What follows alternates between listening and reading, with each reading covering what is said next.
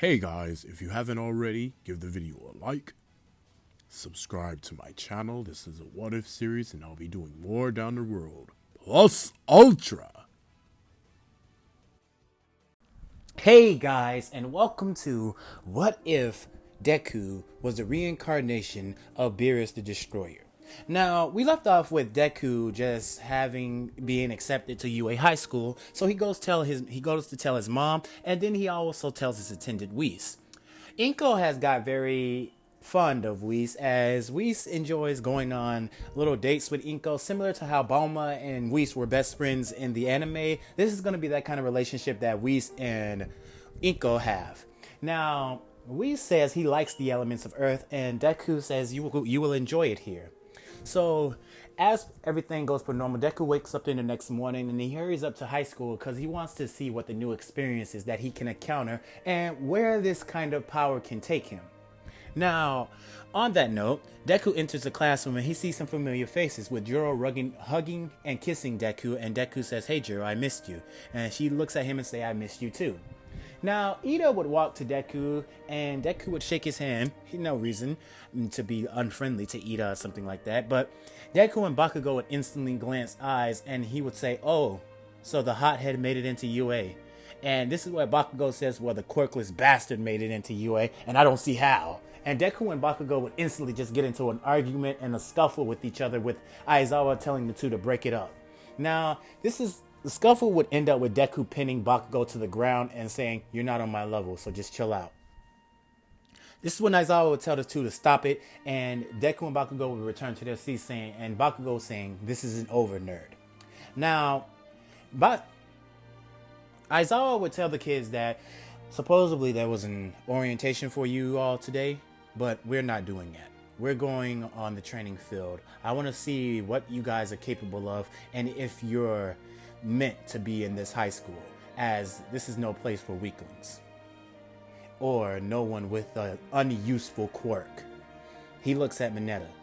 Now, everyone goes out to the training field as per normal, and there was an irregular amount of costumes, so Deku decides to put on his hero costume, something that Whis designed for him, and it's similar to the picture that you see here. So Deku has the shoes, the gold cufflinks around the wrists and the feet, and it's just the same attire that Beerus wears. So Deku, the kids or the girls in there are blushing heavily, especially Juro, and Deku, because they see Deku body. His body is extremely ripped to be his age. But it's not like buff, it's like slender fit, like it's a slender, lean, ripped body. That's all Deku has. So Aizawa would pay his attention to Deku and he would say, "Izuku, how far did you throw the ball in middle school?" And Deku would say, "Well, I managed to throw the ball in middle school. I couldn't reach my peak strength because I was still a child, but I managed to throw it at, let's say, somewhere around 6,000 to 7,000 meters." Every kid in the class jaw would drop immediately. They would be like, "How can this kid do this? How is that even possible?" And this is where Bakugou would feel anger in his bones, as he knows that this was Deku when he was in middle school, that Deku had these extraordinary feats. And just to mention, Bakugou has never beaten Deku at all. At all. So Bakugou is now, I feel like he's 50-50. So he's coming to terms that Deku is just a monster and a beast, and to just put aside his rivalry because he's never going to reach Deku. And 50-50, sometimes it pisses him off and he forgets that Deku's this overpowered monster and charges at him. Luckily, he doesn't get Hakai out of existence. So Aizawa says, "Well, I want you to use your full strength and throw the ball." But this is when an attendant like Whis would appear and say, "I wouldn't do that if I were you. Lord Izuku, can you just hold back a tad bit?" And this is where Aizawa would get in defense mode or attack mode and say, "Who are you? Are you a villain?" And Whis would say, "Heavens no, I'm not a villain. I'm his attendant." And he would say, "Attendant? What? You have an attendant, Izuku?" And he would look at Izawa and says, "It's a lot to explain, but can we do it after the whole assessment test?" And Izawa would agree, just like saying, keeping his eyes on Whis just to make sure he doesn't do anything. But even with Aizawa's power, I don't think he could do anything with Whis. But Whis would just be looking at Deku and he would say, "Lord Izuku, I would not use your full capabilities yet, as you still have a lot to learn about your Hakaishin power. If you were to throw that ball at your full capacity, you would not only destroy half of the Earth, but possibly some of the solar system. As a Hakaishin, or God of Destruction, if you want to call, can be very destructive power. So you gotta learn how to control it. Maybe just use 20% of your power. And Deku would look at Whis and say, okay, I trust you. So Deku would have this purple-like aura irradiate all over his arm, and he would clutch the ball and he would throw it with all his might, but only at a 20% output. Now, Deku would reach in a roughly amount of 20,000 yards, and this would scare literally everyone, and this would make Bakugou sweat. Now, I don't hate Bakugou, I'm just saying that Deku's overpowered, and Beerus is that kind of person that is menacing to make someone nervous. Now, Bakugou would sweat, but he would see this and start charging at Deku, saying, how the hell did you do that, you damn nerd? How are you so strong? And this is where Bakugou would lose his footing and fall to the ground. Similar to how Beerus looked at Vegeta and how Vegeta was running at Beerus and he fell to the ground. I don't know what kind of pressure that was. I guess it was just ki pressure, but Bakugou would fall to the ground and he would see Deku smiling at him. And Bakugou would just feel this immense pressure just pulling him to the ground, like he feels this heaviness and he can't move. This is where the apprehension test would begin, and everything would go with Deku being first place. Grip strength, speed test, everything would just go exactly the same thing with Deku being on top due to his incredible amount of power. Now the test would commence, and this is where Bakugou would walk up to Deku and ask him, how did you get this power? And he would get on his knees and start crying because Bakugou feels so defeated. Deku can't help to feel sorry for his friend. Yes, they're friends in this, but they just have a weird relationship. Not similar to in canon, this is just a more awkward relationship between them both. Now, Bakugou would be telling Deku how did he get this strong, and Deku would say, well, if you're done being a prick or an asshole towards me, I will show you how to obtain this power. I've always treated you with kindness, Bakugou. I don't see why you're so just hatred towards me just because I didn't have a quirk. But I always had this power. But if you're aiming to get this power, you must prove to me that you can be an ally of mine and not like a dangerous asset or something that could just cause problems in the near future.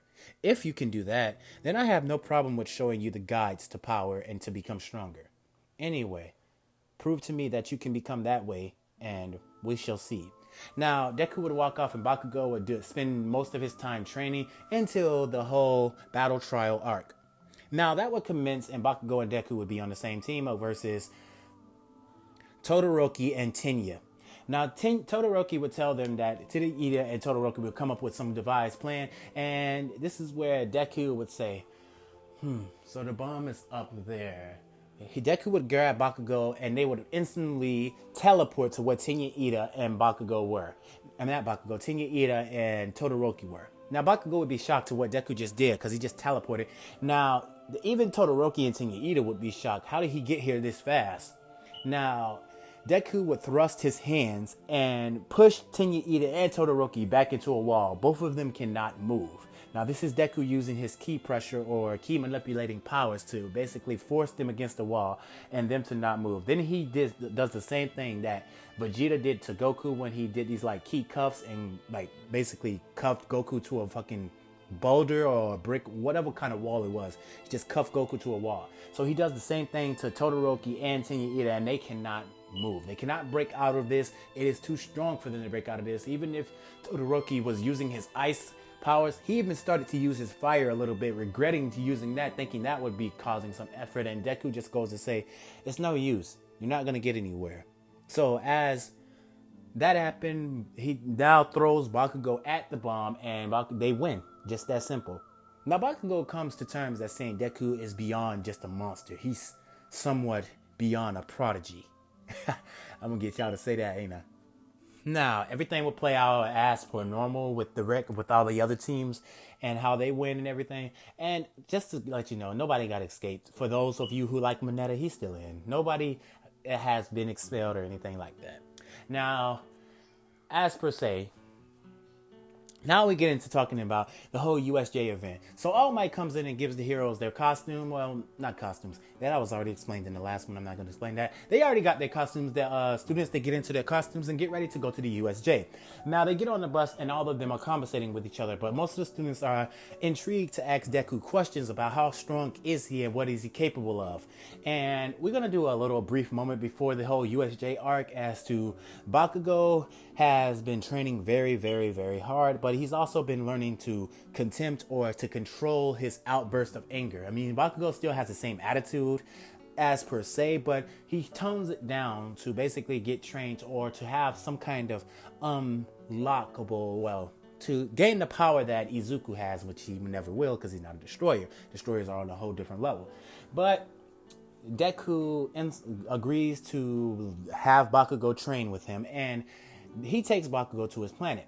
Now, Bakugou is instantly weighed down by the weight of this world, and he's saying that you are going to train here, and I'm going to have you in this kind of place. It's a void of time, so basically if you train in there, it'll be like you never left in the real world. It'll be the same time as per se.